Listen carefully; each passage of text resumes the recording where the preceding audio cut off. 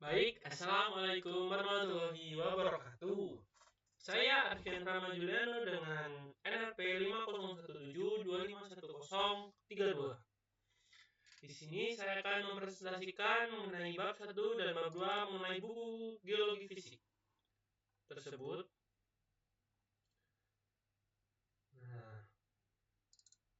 Baik, di mana pada bab 1 terdapat yaitu pengenalan dasar geologi, tektonik lempeng dan juga interior bumi.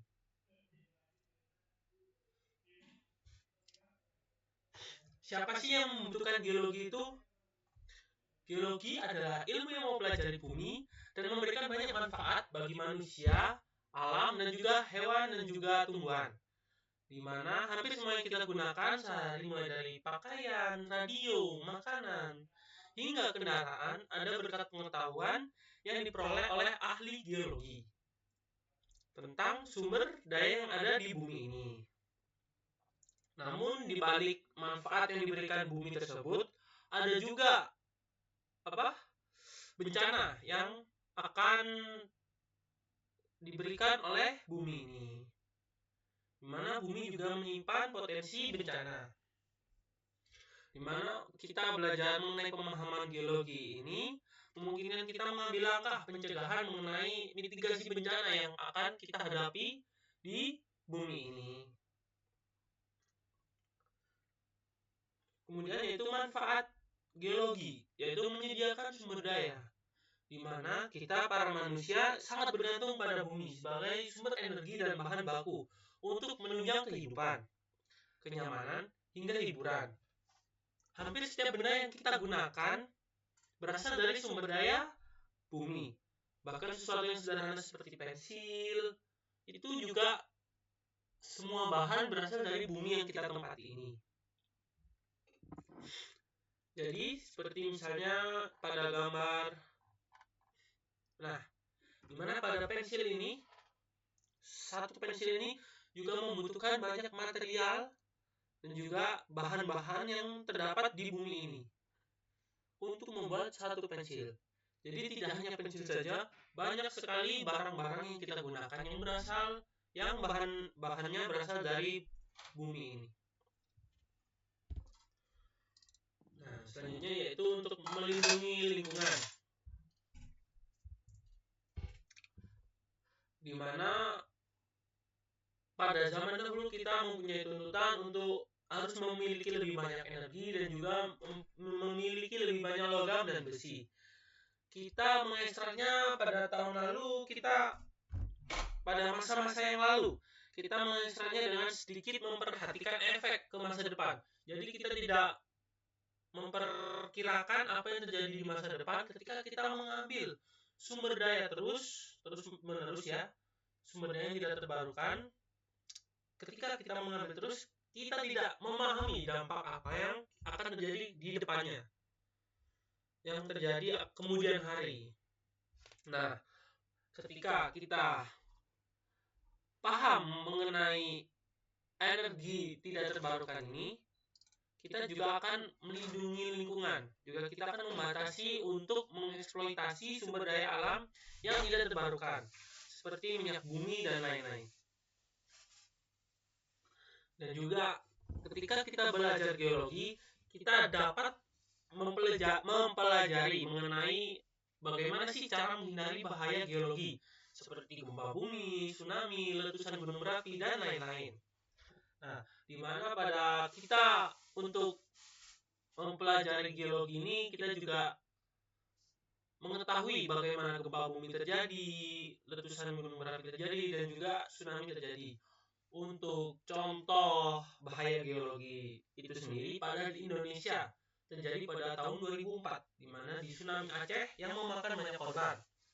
Dan juga terdapat letusan gunung Pinatubo pada tahun 1991. Kemudian kita memasuki pada sistem bumi, di mana pada sistem bumi ini kita mempunyai 4 subsistem utama, yaitu yang pertama atmosfer, yang kedua hidrosfer, yang ketiga biosfer, dan yang terakhir adalah geosfer. Di mana pada atmosfer hidrosfer sendiri yaitu berada di gas di sekitar bumi, seperti pada di lapisan-lapisan luar bumi ya, seperti lapisan ozon dan lain-lainnya. Di mana untuk lapisan-lapisan itu terbentuk dari suatu gas-gas yang mengumpul menjadi satu mengelilingi bumi. Kemudian yaitu terdapat hidrosfer, di mana hidrosfer ini yaitu hidro yang berarti air ya, di mana untuk hidrosfer ini terdapat di laut, sungai, dan glaser, di mana yang terdapat air ya di permukaan bumi ini. Kemudian terdapat biosfer. Biosfer merupakan semua makhluk hidup yang ada di bumi, seperti kita manusia, hewan, dan juga tumbuhan. Dan yang terakhir yaitu geosfer, di mana untuk geosfer sendiri merupakan batuan-batuan, tanah, dan tanah-tanah padat yang berada di muka bumi. Nah, untuk keempat subsistem ini yaitu mereka saling berhubungan untuk membentuk suatu keseimbangan di muka bumi ini. Kemudian kita masuk ke mesin panas bumi, di mana mesin panas internal bumi yaitu panas dari inti bumi yang menggerakkan lempeng tektonik ya. Mesin panas internal bumi bekerja karena bahan panas dan apung jauh di dalam bumi bergerak perlahan ke atas menuju permukaan yang dingin, dan material dingin yang lebih padat bergerak ke arah bawah. Kemudian mesin panas eksternal, di mana energi matahari menggerakkan cuaca, erosi, dan siklus air. Nah, dari kedua mesin panas bumi ini menciptakan perubahan geologi yang terus-menerus berubah. Nah, selanjutnya kita akan memasuki ke struktur bumi. Sebentar.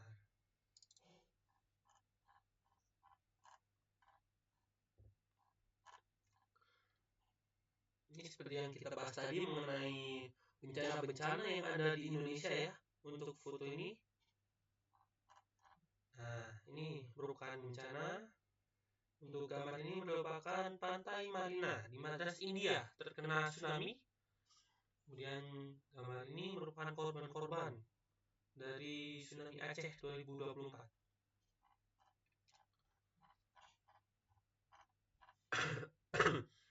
Nah ini juga bencana vulkanik ya, gunung meletus pada tahun 1900-an. Nah, ini sistem bumi. Ya, 4 subsistem tadi ya.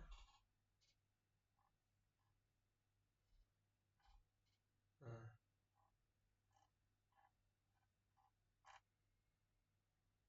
ini untuk mesin panas internal bumi tadi ya, yang bekerja karena bahan panas dan apung jauh di dalam bumi bergerak perlahan menuju ke atas. Bahan panas di dalam bumi bergerak menuju permukaan. Dan yang dingin, material dingin yang lebih padat bergerak ke bawah. Jadi material panas naik ke atas, material dingin bergerak ke bawah.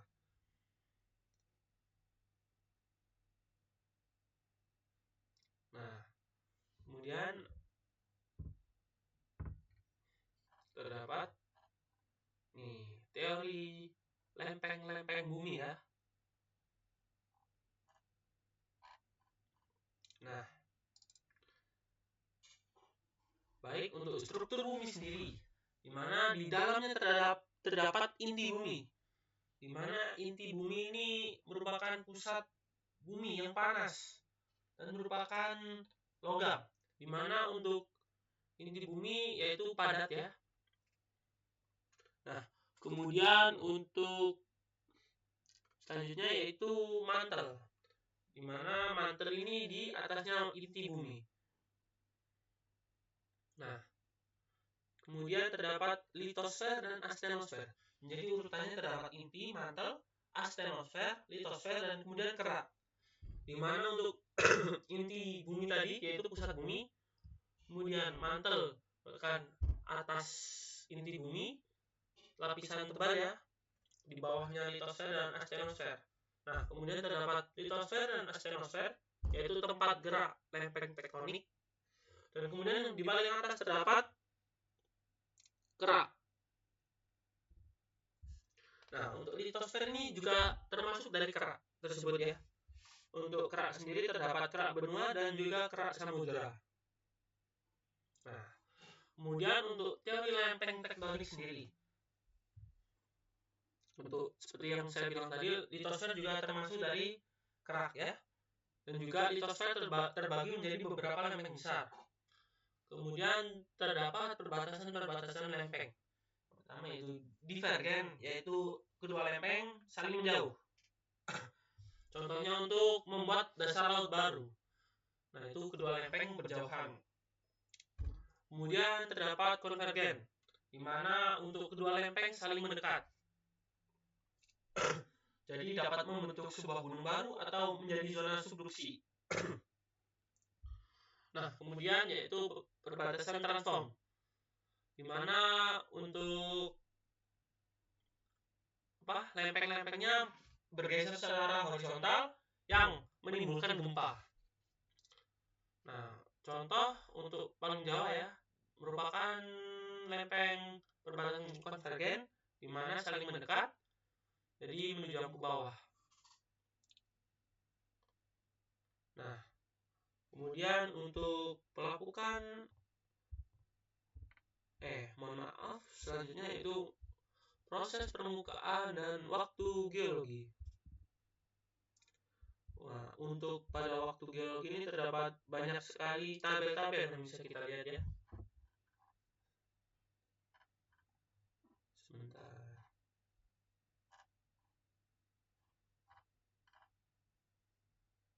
Nah, ini merupakan teori lempeng-lempeng tadi ya.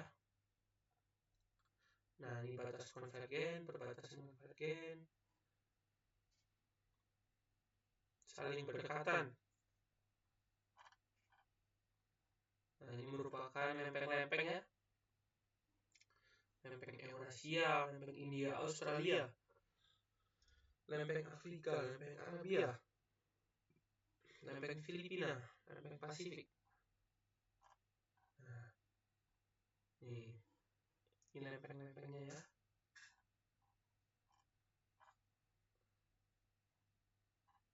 Nah, kemudian kita akan memasuki ke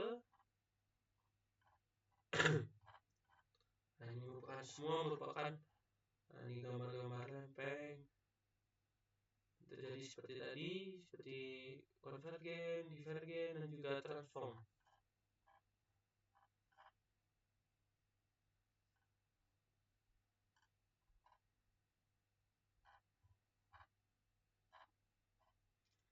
Nah, ini dia. Kemudian kita akan masuk ke waktu geologi. Nah, seperti pada tabel berikut ya. Berikut merupakan usia penting dalam perkembangan kehidupan di bumi. Bisa dilihat pada gambar tersebut. Nih. Terdapat era Cenozoik, Mesozoik, di mana pada Mesozoik terkenal dengan dinosaurusnya ya. Kemudian pada Paleozoik juga, nah, di mana pada waktu geologi itu sekarang umur bumi kurang lebih yaitu 4,55 miliar tahun.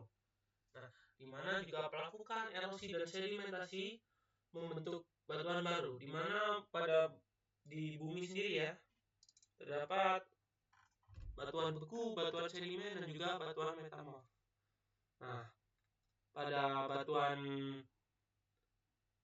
beku ini sendiri, di mana pada batu-batu akan tercipta baru ya. Nah, kemudian pada batuan sedimen terdapat di dekat-dekat pantai dan juga dekat laut ya, seperti batu gamping dan juga lain-lain. Dan ketika batuan metamorf, batuan beku yang berubah terkena tekanan ataupun sifat-sifat kimia maupun sifat fisika, dia akan berubah. Nah, batuan beku tadi seperti batu itu akan membeku seperti terkena lava atau lain-lain.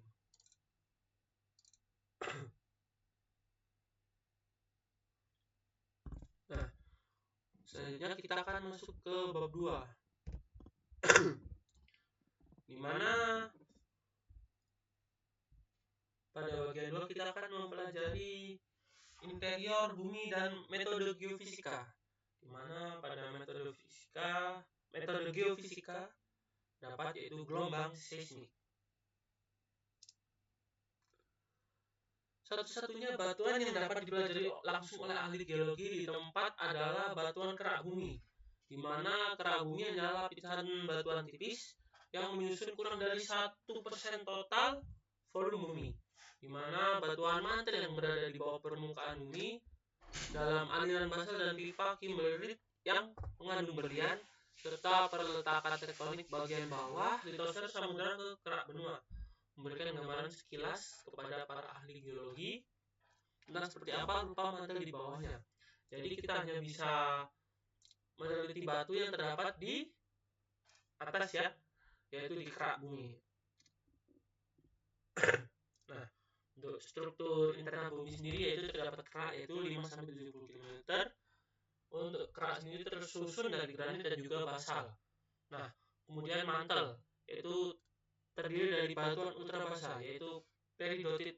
Nah, yang berasal dari sumbernya yaitu magma. Nah, untuk dari inti bumi sendiri yaitu terdiri dari besi dan nikel. Yang merupakan inti bumi merupakan sumber medan magnet bumi. Nah, kemudian yaitu litosfer dan astenosfer, di mana litosfer merupakan juga termasuk dari kerak yaitu lapisan padat dan kaku. Kemudian astenosfer yaitu lapisan plastis tempat lempeng bergerak. Nah, jadi astenosfer itu berfungsi untuk menjadikan sebagai pelumas pergerakan tektonik, di mana litosfer ini, nah ini merupakan lapisannya, kemudian astenosfernya merupakan lapisan plastis tempat dari litosfernya bergerak. Nah, tadi kita lupa membahas mengenai gelombang seismik, di mana gelombang seismik dari gempa besar dapat menembus seluruh bumi ya. Ledakan ya contohnya gelombang seismik dari gempa bumi besar dapat menembus seluruh bumi, dan juga ledakan dari bom nuklir itu juga menghasilkan gelombang seismik. Nah,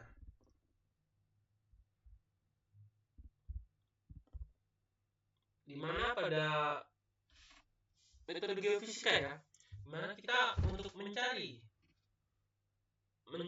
sebuah material maupun materi di bawah tanah kita menggunakan metode seismik, di mana pada seismik sendiri ya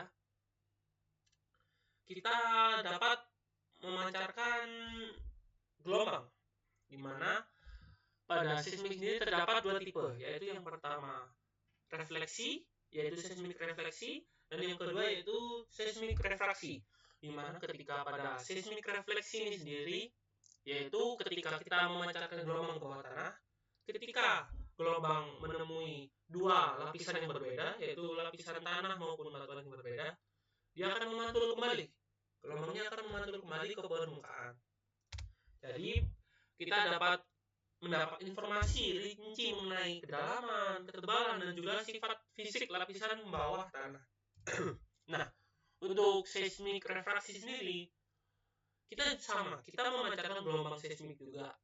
Tetapi ketika kita menemui 2 lapisan yang berbeda, untuk gelombang seismik refraksi sendiri, yaitu gelombangnya dia akan berefraksi atau berbelok atau membengkok. Nah, di mana pada lapisan yang berbeda, gelombang itu akan berbelok. Jadi kita juga akan mengetahui kedalaman dan juga ketebalan tanah dan juga untuk lain-lain. Nah, kemudian pada gravitasi sendiri yaitu di mana kita juga pada bumi ini kita memiliki gaya gravitasi ya. Di mana untuk gravitasi sendiri kita dapat mendeteksi anomali massa, di mana pada bawah tanah sendiri ya kita juga dapat menggunakan alat ukur disebut gravimeter. Nah, ini di mana untuk pengukuran variasi gaya gravitasi ini disebabkan juga oleh perbedaan kepadatan batuan bawah permukaannya. Nah, untuk medan magnet di bumi sendiri berguna untuk menunjukkan arah dan juga pembalik kutub magnet. Nah, kemudian yaitu terdapat panas bumi atau merupakan energi dari inti bumi menuju permukaan. Di mana ini juga biasanya disebut dengan sumber energi geotermal, yaitu sumber panas bumi.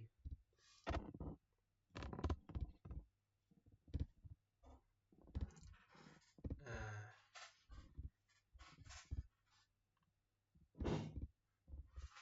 mari kita lihat gambar-gambar yang terdapat. Nah, ini seperti tadi ya. Ini yaitu umur geologi.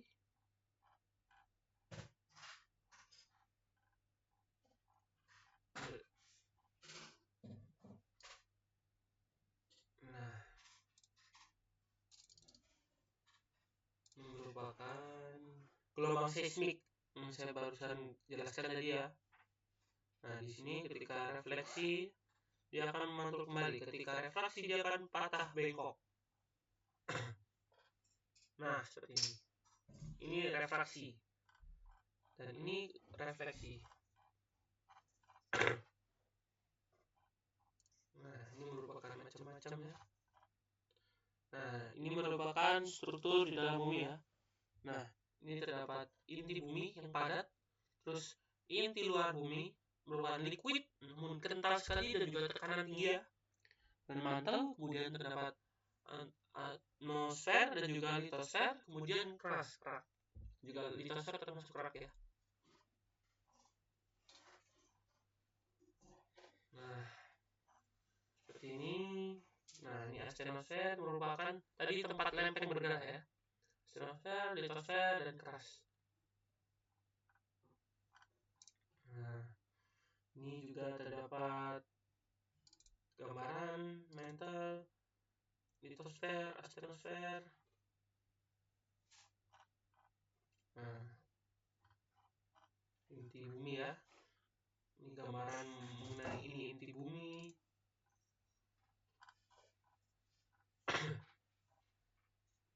Nah, ini juga.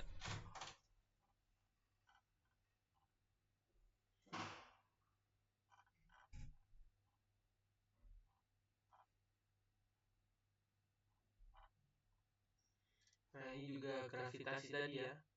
Juga terdapat rumusnya ya. Gaya gravitasi konstan masa A kali masa B dibagi jarak kuadrat.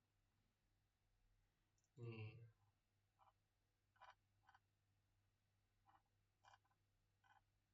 Nah, ini juga terdapat lempeng-lempeng ya, terbentuknya gunung. Nah, ini lempeng juga anomali gravitasi. Ini medan magnet bumi ya. Seperti yang dijelaskan tadi, bumi juga memiliki medan magnet, di mana medan magnet itu mengelilingi bumi ya.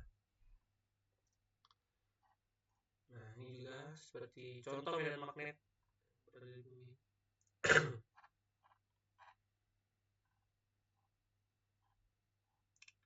Nah, ini kan juga masa lalu ya. Ini aliran lava masa lalu. Nah, seperti ini gambar-gambar lapisan-lapisan. Nah, ini aliran panas magma.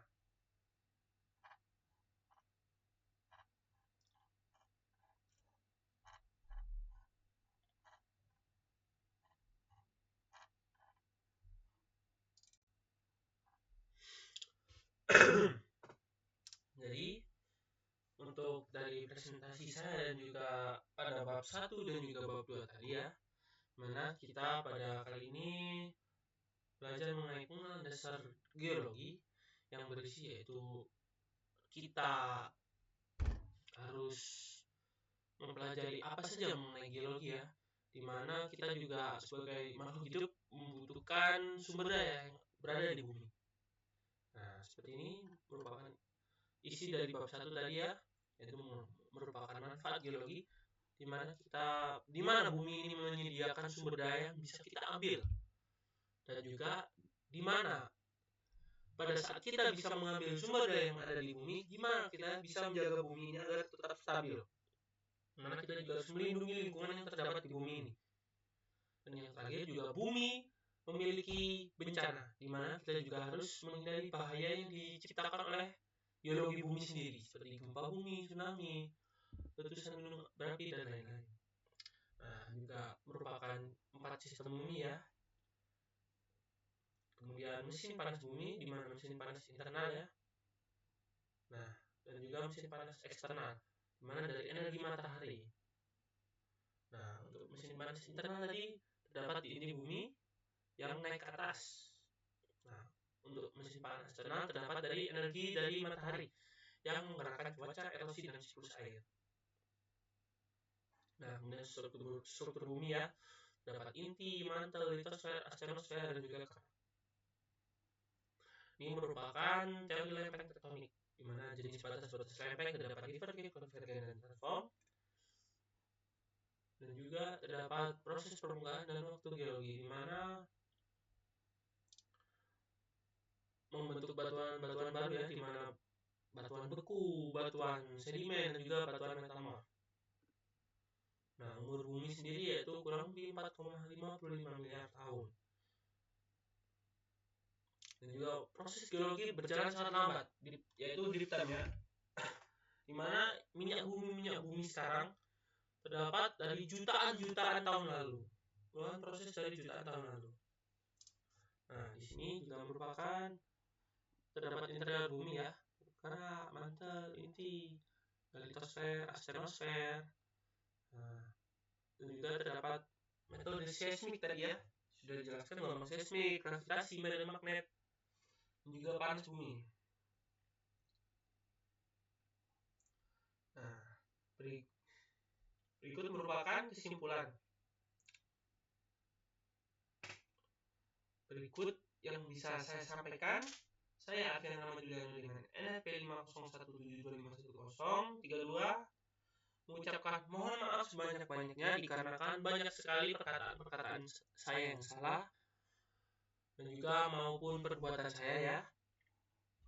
Wassalamualaikum warahmatullahi wabarakatuh.